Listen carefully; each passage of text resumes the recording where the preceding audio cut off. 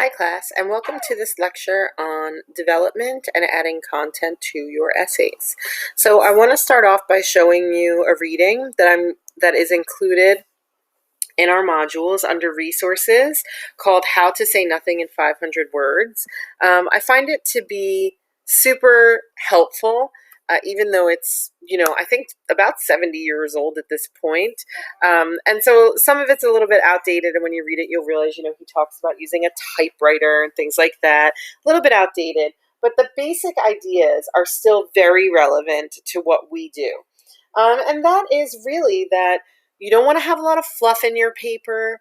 And then the conundrum ends up being, okay, let's say you cut out the fluff, and we're going to talk about what fluff is in 1 second, right?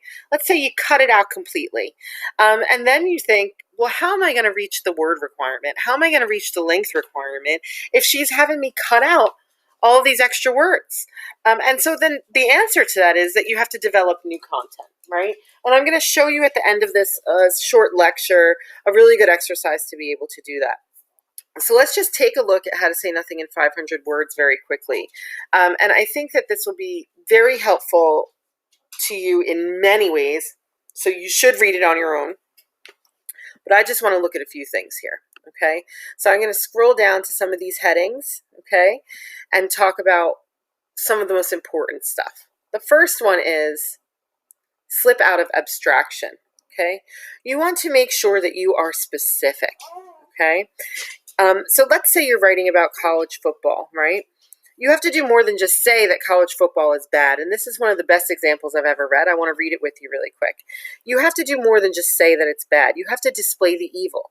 So take your roommate, Alfred Simpkins, the second string center. Picture poor old Alfie coming home from football practice every evening, bruised and aching, agonizingly tired, scarcely able to shovel the mashed potatoes into his mouth.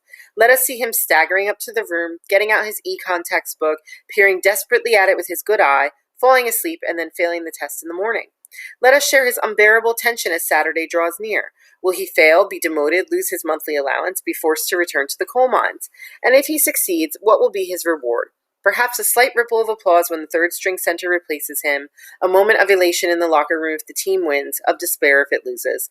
What will he look back on when he graduates from college? Toil and torn ligaments. And what will be his future? He is not good enough for pro football, and he is too obscure and weak in econ to succeed in stocks and bonds. College football is tearing the heart from Alfie Simpkins, and when it finishes with him, will callously toss aside the shattered Hulk.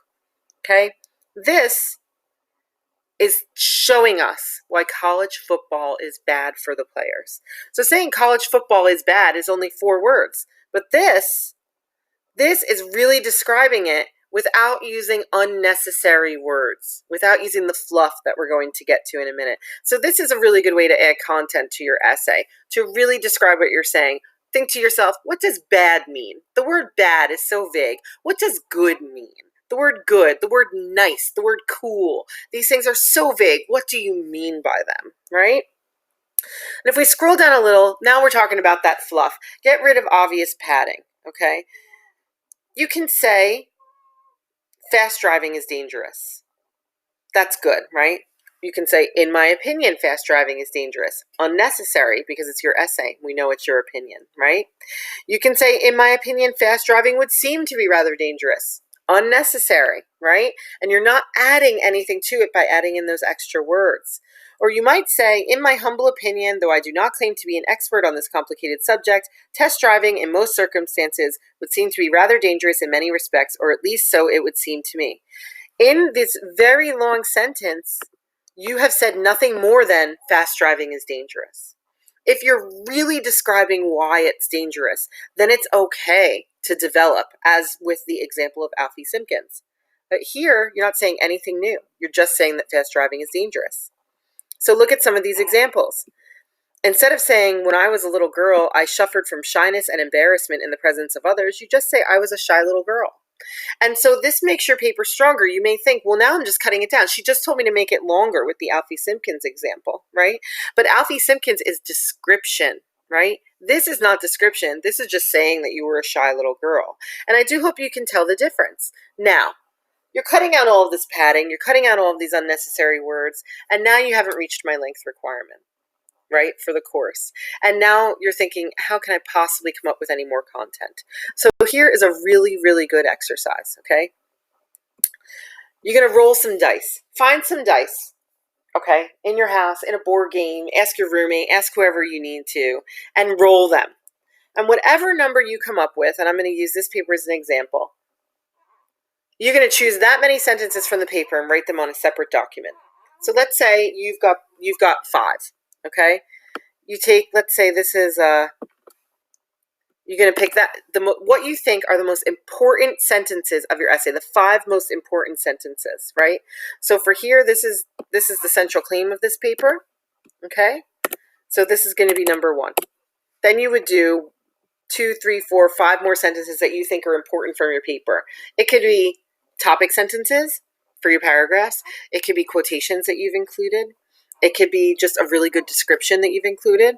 Just the 5 most important. And then what you do is without looking at the other paper. And when I say without looking, I mean close it. Okay? Without looking at it, you build on this. You write about this. You free write. You don't worry about grammar. You don't worry about punctuation. You don't worry about spelling, whether or not it flows right, whether or not it sounds good. You just write about this sentence. Then when you think you've gotten all out of it that you can, you move on to the next one till all 5 are done. When you're finished, you leave it. Go back the next day when you have a fresh head, look at what you wrote, and now you decide if there are any ideas in there that are new content that you can then plug into your old paper. And I think that this exercise will help you not only to develop new content, but to make you more confident in the fact that you can. And that is the most important thing.